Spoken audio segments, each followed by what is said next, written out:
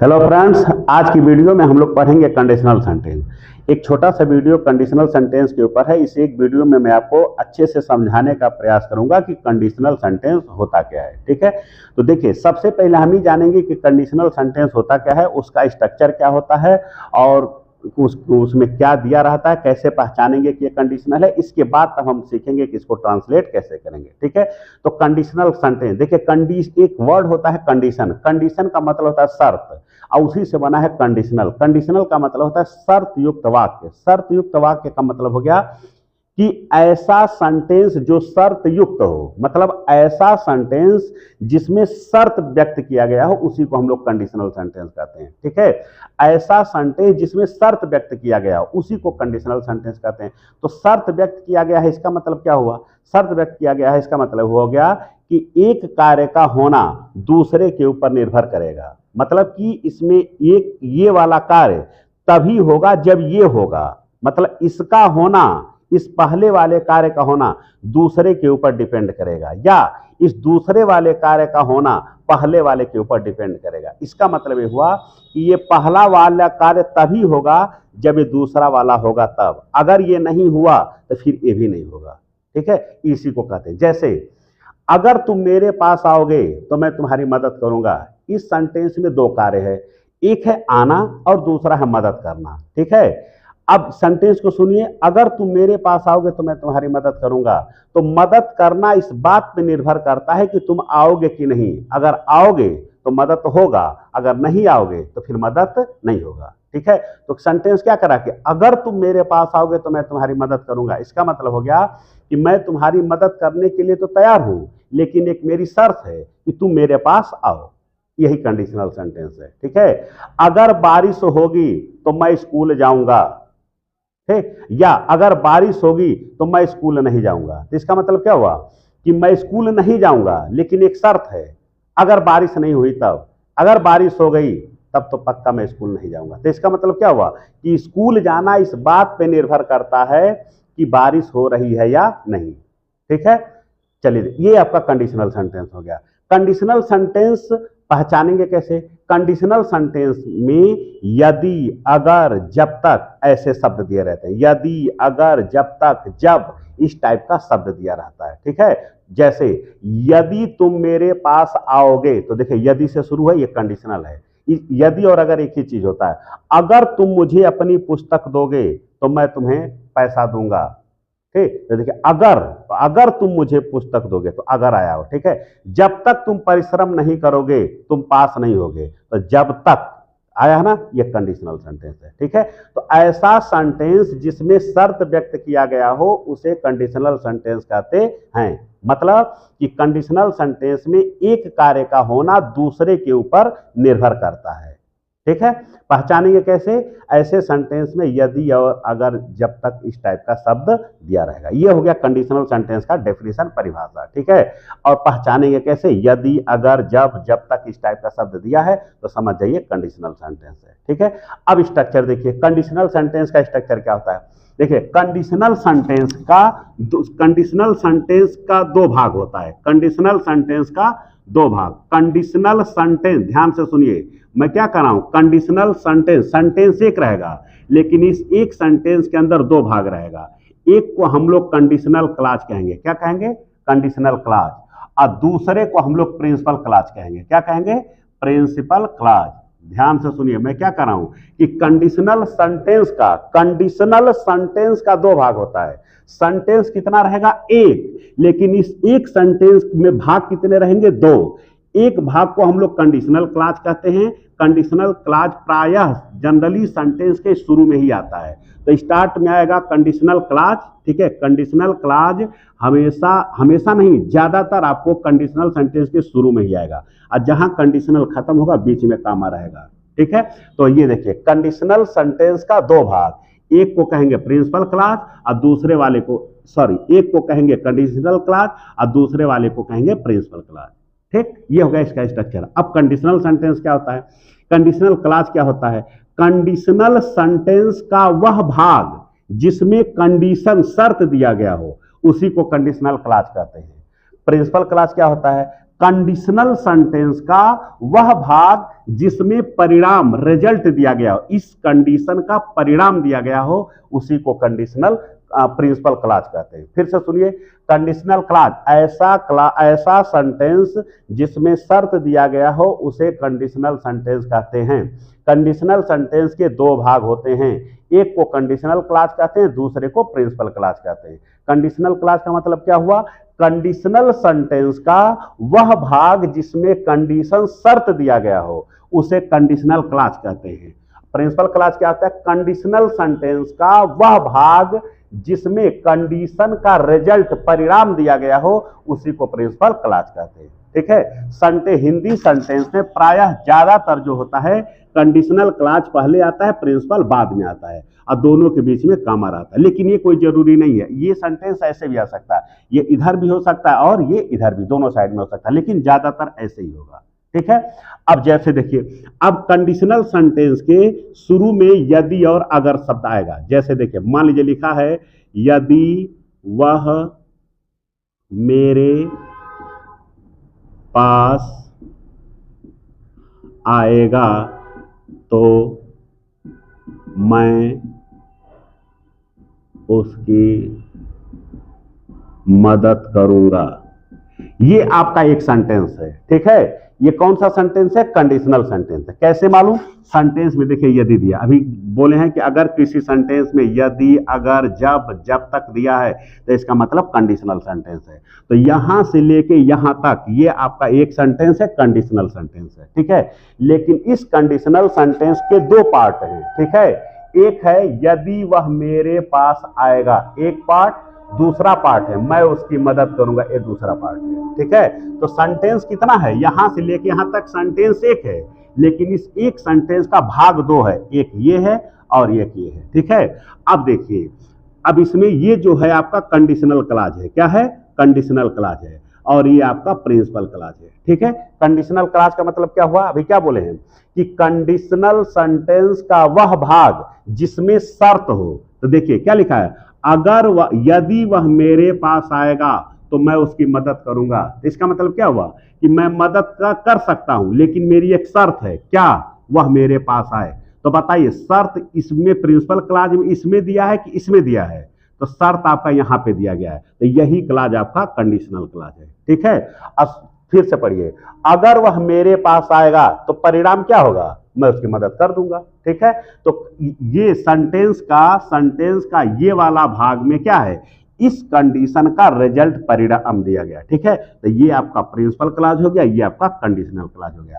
तो यहां से लेके यहां तक सेंटेंस एक है, कंडीशनल सेंटेंस, इसका दो भाग है, एक यहां से लेके यहां तक, ये आपका कंडीशनल क्लॉज है और ये आपका प्रिंसिपल क्लॉज है। तो हमने आपको क्या बता दिया कि कंडीशनल सेंटेंस क्या किसे कहते हैं, फिर उसको पहचानेंगे कैसे ये बता दिया, और स्ट्रक्चर आपका बता दिया। ठीक है, अब देखिए कंडीशनल सेंटेंस का ट्रांसलेशन कैसे करते हैं, इंग्लिश में अनुवाद करते हैं, कैसे करते हैं। तो देखिए, सब जब भी कंडीशनल सेंटेंस का अनुवाद करना है, इंग्लिश में ट्रांसलेट करना है, ठीक है, ठीक, तो सबसे पहले आप ये देखिए प्रिंसिपल क्लॉज, इधर से देखिए कि ये किस टेंस में है। ठीक, इसी के अकॉर्डिंग इस कंडीशनल का टेंस लगेगा। मतलब कि यहां कौन सा टेंस लिखा जाएगा वो इस पे डिपेंड करता है। तो मतलब कि पहले हम इसको चेक करेंगे ये किस टेंस में है, और फिर उसी के अनुसार इसका टेंस लिखेंगे। याद रखिए, इसके अनुसार इसका टेंस नहीं लगेगा, लेकिन इसके अनुसार इसका टेंस लगता है। ठीक है, अब देखिए रूल क्या है। रूल ये है कि अगर ये प्रिंसिपल क्लॉज, पहला, अगर ये प्रिंसिपल क्लॉज प्रेजेंट टेंस में है, किसमें है? प्रेजेंट टेंस में। अगर ये प्रिंसिपल क्लॉज प्रेजेंट टेंस में है तो कंडीशनल क्लॉज प्रेजेंट टेंस में होगा। किसमें होगा? प्रेजेंट टेंस में होगा। ठीक है, दूसरा, अगर मान लेते हैं यहां पे फ्यूचर टेंस है, कौन सा टेंस है? Future tense. ठीक है, प्रिंसिपल क्लॉज में अगर फ्यूचर टेंस है तो इधर आपका फ्यूचर नहीं होगा, इधर आपका फ्यूचर नहीं होगा। ध्यान से समझिए। ठीक है, देखिए दोनों साइड में, इधर भी प्रेजेंट इधर भी प्रेजेंट हो सकता है। ठीक है, लेकिन दोनों एक साथ फ्यूचर में नहीं होगा कि प्रिंसिपल भी फ्यूचर में हो और कंडीशनल भी फ्यूचर में हो, ये नहीं हो पाएगा। दोनों प्रेजेंट हो सकता है लेकिन दोनों फ्यूचर नहीं होगा। ये इंग्लिश की बात कर रहे हैं, हिंदी में हो सकता है, हिंदी में दोनों प्रेजेंट हो सकता है, दोनों फ्यूचर हो सकता है, लेकिन इंग्लिश में दोनों प्रेजेंट हो सकता है, मतलब प्रिंसिपल भी प्रेजेंट कंडीशनल भी प्रेजेंट हो सकता है। ठीक है। लेकिन इंग्लिश में दोनों फ्यूचर नहीं हो सकता। दोनों फ्यूचर का मतलब कि प्रिंसिपल भी फ्यूचर में हो, कंडीशनल भी फ्यूचर में हो, ऐसा नहीं हो सकता। ठीक है, प्रिंसिपल फ्यूचर में है तो कंडीशनल आपका फ्यूचर में नहीं होगा, एक को बदलना पड़ेगा, एक को हमको बदलना। हिंदी में अगर दोनों फ्यूचर दे दिया है तो इंग्लिश में दोनों फ्यूचर नहीं होगा, हमको एक को बदलना पड़ेगा। अब बात यह है कि बदले किसको, ठीक है, तो प्रिंसिपल को हम कभी चेंज नहीं कर सकते, प्रिंसिपल को कभी हम चेंज नहीं कर सकते, क्योंकि वही मेन पार्ट होता है, तो मेन पार्ट कभी चेंज नहीं किया जाता है। ठीक है, देखिए एक गाड़ी में सब कुछ चेंज किया जा सकता है, इंजन नहीं चेंज करेंगे, इंजन निकाल देंगे तो गाड़ी बेकार है। गाड़ी का महत्व तभी तक है जब तक गाड़ी में इंजन है। इंजन गाड़ी से बाहर निकालिए, गाड़ी कबाड़ा हो गई, और इंजन अगर सुरक्षित है तो गाड़ी भी आपकी सुरक्षित है। ठीक है, तो देखिए ये प्रिंसिपल क्लॉज आपका क्या है, ये इंजन है, इसको हम नहीं चेंज कर सकते, तो ये तो ऐसे ही रहेगा। ठीक है, ये बदलेगा। ठीक है, बदलेंगे कैसे, हिंदी में लिखा है फ्यूचर, अंग्रेजी में कर देंगे प्रेजेंट। क्या कर देंगे, प्रेजेंट, प्रेजेंट टेंस। ठीक, देखिए तो क्या बोले, अगर प्रिंसिपल प्रेजेंट में है तो कंडीशनल प्रेजेंट में हो जाएगा, अगर ये प्रिंसिपल फ्यूचर में है तो कंडीशनल आपका प्रेजेंट में होगा। लेकिन अगर ये प्रिंसिपल पास्ट में है, किस में है, पास्ट में, अगर ये प्रिंसिपल पास्ट में है, ठीक है, तो ये भी आपका पास्ट में ही रहेगा, ये भी आपका पास्ट में ही रहेगा। तो ध्यान से देखिए, दोनों तरफ प्रेजेंट संभव है, दोनों तरफ फ्यूचर संभव नहीं है। ठीक है, अगर प्रिंसिपल फ्यूचर में है तो कंडीशनल को प्रेजेंट में लिखिए, अगर प्रिंसिपल पास्ट है तो सबऑर्डिनेट भी, अरे कंडीशनल भी पास्ट में ही होगा। ये कंडीशनल का अनुवाद करने का रूल होता है। अभी आगे और विस्तार करेंगे, ये तो मैं मोटा मोटा एक आइडिया दे रहा हूं कि ऐसे हमको करना चाहिए। ठीक है, तो कुल मिला के आपने क्या समझा कि प्रिंसिपल क्लॉज का अनुवाद हम बदल नहीं सकते, इसका टेंस नहीं बदल सकते, तो ये हिंदी के अनुसार होगा। इसका मतलब हो गया कि प्रिंसिपल जो हिंदी में टेंस रहेगा वही इंग्लिश में यहां बनेगा, लेकिन कंडीशनल, ठीक, कंडीशनल कोई जरूरी नहीं है कि जो हिंदी में है वही अंग्रेजी में बनेगा। प्रिंसिपल तो हमेशा हिंदी के अनुसार ही बनेगा, लेकिन ये हिंदी के अनुसार नहीं बनता। तब ये कैसे बनेगा, ये इस प्रिंसिपल के अनुसार बनेगा। किसके अनुसार बनेगा, इसको, मतलब यहां कौन सा टेंस रहेगा इसके ऊपर डिपेंड करता है। ठीक है, तो ये हो गया आपका। अब देखिए, अब हम ये देखते हैं कि यहां पर ये जो कंडीशनल सेंटेंस है, कंडीशनल सेंटेंस, इसमें जो शर्त दिया है, ये शर्त कैसी हो सकती है। देखिए यहां पर जो शर्त दिया जाता है वो तीन तरह की शर्त हो सकती है। कंडीशनल सेंटेंस में जो कंडीशन दिया जाता है, शर्त दिया जाता है, वो तीन तरह का शर्त हो सकता है। कौन कौन, पहला देखिए, यहां पर हो सकता है रियल कंडीशन हो, क्या हो, रियल कंडीशन हो। ठीक है, रियल कंडीशन को वास्तविक शर्त कहते हैं। क्या कहते हैं, वास्तविक शर्त, वास्तविक शर्त। ठीक है, दूसरा unreal condition, unreal condition, unreal condition का मतलब अवास्तविक शर्त, अवास्तविक शर्त। तीसरा unfulfilled condition, unfulfilled condition, unfulfilled condition. Unfulfilled condition का मतलब अपूर्ण शर्त। कौन सा शर्त, अपूर्ण शर्त। इस कंडीशनल सेंटेंस में तीन तरह की शर्त हो सकती है, real condition, unreal condition, unfulfilled condition. अब रियल कंडीशन का मतलब क्या हुआ, ठीक है, देखिए अब मैं बारी बारी से आपको बता रहा हूं। देखिए सबसे पहले हम लोग पढ़ते हैं रियल कंडीशन। रियल कंडीशन मतलब वास्तविक शर्त। वास्तविक शर्त मतलब इससे ऐसी शर्त का पता चलता है जिसके पूरा होने की संभावना रहती है। मतलब कि इसमें रियल कंडीशन में ऐसा शर्त दिया रहेगा जिसको पूरा किया जा सकता है, मतलब उसमें ऐसा काम रहेगा जिसको हम पूरा कर सकते हैं, वो असंभव नहीं होता है। समझ में, तो रियल कंडीशन मतलब वास्तविक शर्त। वास्तविक शर्त का मतलब कि ऐसी शर्त या ऐसा कार्य जिसके पूरा होने की संभावना हो, अर्थात तो ऐसा कार्य हो जिसको हम कर सकते हैं, जो करना हमारे बस में हो, उसी को रियल कंडीशन कहते हैं। क्या कहते हैं, रियल कंडीशन कहते हैं। ठीक है, अनरियल कंडीशन क्या होता है, अनरियल कंडीशन का मतलब होता है अवास्तविक शर्त, ऐसी शर्त जिसके पूरा होने की संभावना नहीं रहती है, जो असंभव रहती है, जो कल्पना होती है, उसी को अनरियल कहते हैं। ठीक है, और अनफुलफिल्ड क्या होता है, ऐसी शर्त जिसके पूरा होने की संभावना तो थी लेकिन किसी कारणवश पूरा नहीं किया जा सका, उसी को अनफुलफिल्ड कंडीशन कहते हैं। ये मोटा मोटा हमने बता दिया। अब देखिए इसी को मैं थोड़ा और विस्तार करके बताता हूं। देखिए सबसे पहले कंडीशनल सेंटेंस, देखिए देखिए कंडीशनल सेंटेंस है तो इसका दो क्लाज रहेगा, ठीक है। एक इसको कंडीशन सॉरी देखिए पहले लिखते हैं रियल कंडीशन। कौन सा कंडीशन? Real condition. मान लेते हैं रियल कंडीशन है, ठीक है, तो हम उसको कैसे पहचानेंगे? हमारे सामने कंडीशनल सेंटेंस आ गया तो हम कैसे पहचानेंगे कि ये रियल कंडीशन है? पहचानेंगे कैसे? अब पहचान लिए तो फिर ट्रांसलेट कैसे करेंगे? देखिए रियल कंडीशन क्या होता है, ठीक है। देखिए पहले मैं लिख देता हूं रियल कंडीशन। यदि और अगर पे शुरू होगा। किस पे?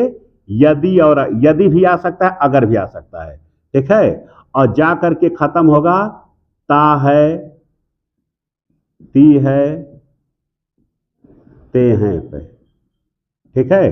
फिर बीच में आएगा तो या तब, तो या तब। अब प्रिंसिपल जाके खत्म होगा ता है, ती है, ते हैं, ठीक, दोनों साइड में। मतलब कि प्रिंसिपल और कंडीशनल क्लाज किस पे खत्म होगा? ता है, ती। यदि पे शुरू होगा ता है, ती है, ते हैं, ठीक, और प्रिंसिपल किस पे खत्म होगा? ता है, ती है, ते हैं। इसका मतलब क्या हुआ? देखिए ये आपका प्रिंसिपल है और ये आपका कंडीशनल है, ठीक है। रुकिए मैं यहां लिख देता हूं। देखिए ये आपका कंडीशनल और ये आपका प्रिंसिपल, ठीक है। देखिए अब दोनों साइड में ता है, ती है आ रहा, ठीक है। अगर जैसे यदि हम पानी को गर्म करते हैं, ते हैं पे खत्म हुआ, तो यह उबलता है, ता है पे खत्म हुआ। मतलब इधर भी ता है, ती है और इधर भी ता है, ती है, ठीक है। अगर हम सत्य बोलते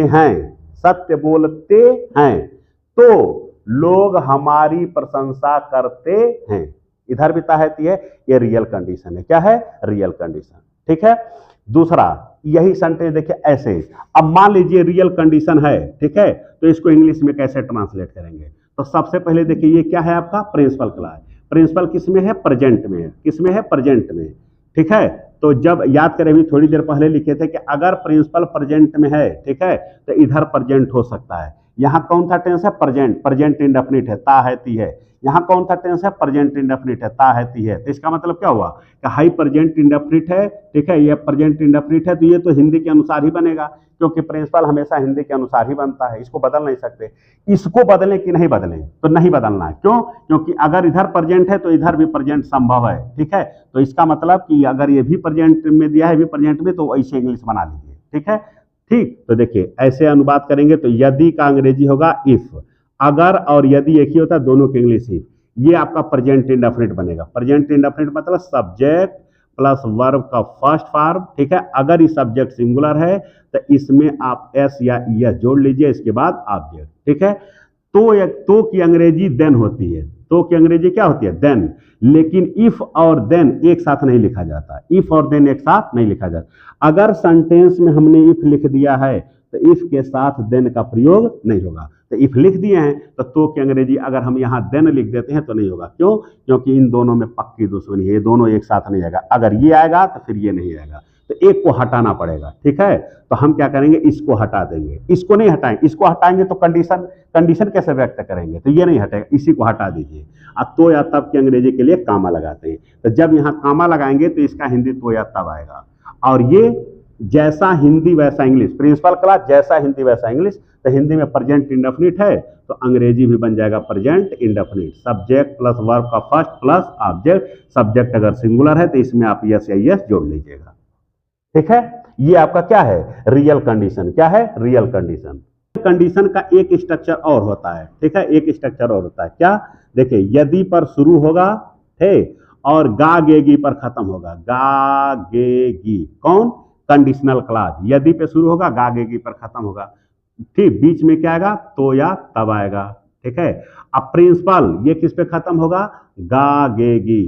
किस पे खत्म होगा? गा गेगी, इस पे खत्म होगा। मतलब कहने का कि देखिए इधर कंडीशनल क्लास के अंत में क्या आएगा? गागेगी। प्रिंसिपल क्लास के अंत में क्या आएगा? गागेगी। मतलब दोनों क्लास के अंत में गागेगी आएगा, ठीक है। तो अगर दोनों क्लास, यदि पे सेंटेंस शुरू है और कंडीशनल क्लास के अंत में गागेगी, प्रिंसिपल क्लास के अंत में गागेगी, तो समझ जाइए रियल कंडीशन है। क्या है?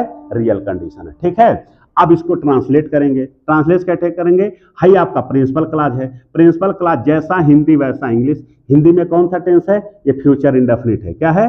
Future indefinite. तो इसका अंग्रेजी इंग्लिश भी बनेगा फ्यूचर इंडेफिनिट। देखिए, तो या तब की अंग्रेजी कामा हो जाएगी, और ये बनेगा आपका principal future indefinite. Subject plus will shall plus verb की first form plus object, future indefinite हो गया। ठीक है, और इधर हिंदी में क्या लिखा है? फ्यूचर इंडेफिनिट, लेकिन अंग्रेजी फ्यूचर में नहीं बनेगी। भी थोड़ी देर पहले बताए हैं कि दोनों साइड में फ्यूचर नहीं हो सकता। ठीक है, एक को बदलना पड़ेगा। तो प्रिंसिपल तो बदलाएगा नहीं, इसी को बदलेंगे। तो दिया क्या है? फ्यूचर, लेकिन हिंदी में दिया फ्यूचर है, लेकिन अंग्रेजी फ्यूचर नहीं बनेगा। ठीक है, या इसका अंग्रेजी प्रेजेंट इंडेफिनिट में बनाएंगे। तो यदि का अंग्रेजी इफ, ये दिया है फ्यूचर इंडेफिनिट, लेकिन बनेगा present indefinite. Subject plus verb का फर्स्ट, अगर ये सब्जेक्ट सिंगुलर है तो इसमें एस या ई जोड़ लेंगे, इसके बाद ऑब्जेक्ट। तो यदि का इंग्लिश इफ, हाई बनेगा प्रेजेंट इंडेफिनिट, तो या तब के अंग्रेजी कामा, हाई फ्यूचर, हिंदी में फ्यूचर, इंग्लिश में फ्यूचर। ये आपका रियल कंडीशन है। क्या है? Real condition. ठीक है, फिर से एक बार देखिए बता, रियल कंडीशन यदि पे शुरू होगा, ता है, ती है, ते हैं, और इधर भी आएगा ता है, ती है, मतलब दोनों क्लास के अंत में ता है, ती है, ते आएगा, तो ये रियल कंडीशन है। क्या है? Real condition. ट्रांसलेशन बनाएंगे तो दोनों तरफ प्रेजेंट इंडेफिनिट है, तो इंग्लिश भी दोनों तरफ प्रेजेंट इंडेफिनिट बना लेंगे। या इसका एक स्ट्रक्चर और होता है, यदि पे शुरू होगा, ठीक है, अब दोनों क्लास गागेगी पर खत्म होगा, ए भी गागेगी पर खत्म होगा और ए भी गागे पे, तो दोनों क्लास अगर गागेगी पर खत्म हो रहा है तो इसका मतलब इसमें रियल कंडीशन है। क्या है? Real condition. इंग्लिश कैसे बनेगा? इंग्लिश बनेगा प्रिंसिपल, ठीक है, जैसा हिंदी वैसा इंग्लिश। हिंदी में फ्यूचर इंडेफिनिट है तो इंग्लिश में फ्यूचर इंडेफिनिट, लेकिन है जो कंडीशनल है इसको फ्यूचर में नहीं बनाएंगे। ठीक है, इसको डायरेक्ट ऐसे समझ लीजिए। ऐसे भी अगर हम कहें, अगर ये हिंदी में फ्यूचर दिया है कंडीशनल, अगर कंडीशनल क्लास अगर हिंदी में फ्यूचर है तो इंग्लिश में फ्यूचर क्यों नहीं बनाते हैं? तो जैसे अगर मान लीजिए फ्यूचर बनाते हैं, एक मिनट के लिए मान लेते हैं, इसको अगर हम फ्यूचर बनाएं तो सब्जेक्ट के बाद क्या लिखेंगे? विल या शैल लिखेंगे, और फिर क्या लिखेंगे? वर्ब की, ये लिखेंगे ना। तो जैसे इफ और देन एक साथ नहीं आ सकता, इफ और देन का आपस में नहीं पड़ता है, दोनों एक साथ नहीं आएगा। उसी तरह से इफ और विल या शैल का ये नहीं पड़ता है, विल या शैल का नहीं पड़ता है, इफ के साथ विल शैल का प्रयोग नहीं होता है। ठीक है, तो हमने इफ लगाया है, यहां हमने विल लगा दिया, लेकिन प्रॉब्लम यह है कि इफ और विल एक साथ नहीं आएगा, तो एक को हटाना पड़ेगा, या तो इसको हटाइए या तो इसको हटाइए। तो इसको हटा नहीं पाएंगे क्योंकि यही कंडीशन बता रहा है। ठीक है, इसी को हटाइए, तो चलिए हटा दीजिए। अब क्या बचाइए? सब्जेक्ट प्लस वर्ब का फर्स्ट।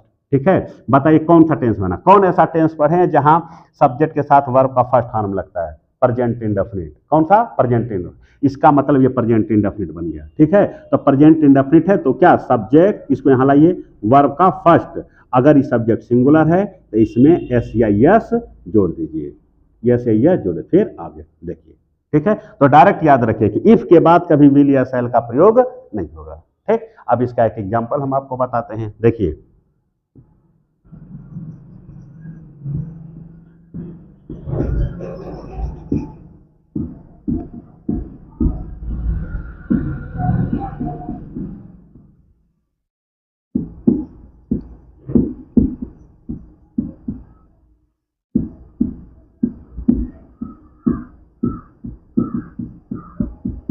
मान लीजिए इसका हमको ट्रांसलेशन बनाना है, यदि वह मेरे पास आएगी तो मैं उसकी मदद करूंगा। ठीक है, सेंटेंस यदि पे शुरू हुआ है, इसका मतलब कंडीशनल है। देखिए, अगर वह यदि वह मेरे पास आएगी तो मैं मदद करूंगा, तो इसका मतलब क्या? मैं शर्त रख रहा हूं।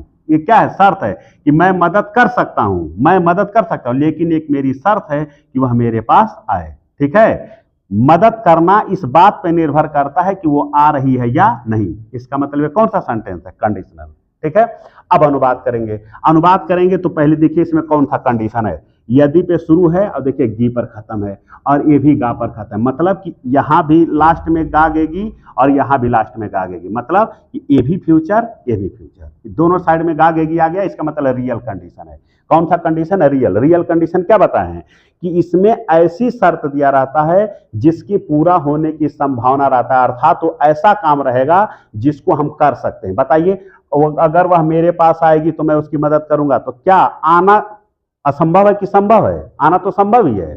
ठीक है, अगर तुम मुझे पैसा दोगे तो मैं तुम्हें अपनी पुस्तक दूंगा, तो पैसा देना संभव नहीं है, ये तो संभव कार्य है असल में, ठीक है। अगर तुम तेज दौड़ोगे तो गाड़ी पकड़ लोगे, तो तेज दौड़ना हमारे बस में, हम दौड़ सकते हैं। मतलब कि ऐसा कार्य जिसके पूरा होने की संभावना हो, उसी को रियल कंडीशन कहते हैं। ये क्या है? रियल कंडीशन है। पहचानेंगे कैसे? दोनों क्लास के अंत में गा के किया गया, ठीक है, इसका मतलब रियल है। अब ट्रांसलेट करिए तो देखिए ये कंडीशनल क्लास है, किस में लिखा है? फ्यूचर इंडेफिनिट में, ठीक है। यदि का अंग्रेजी क्या होगा? इफ।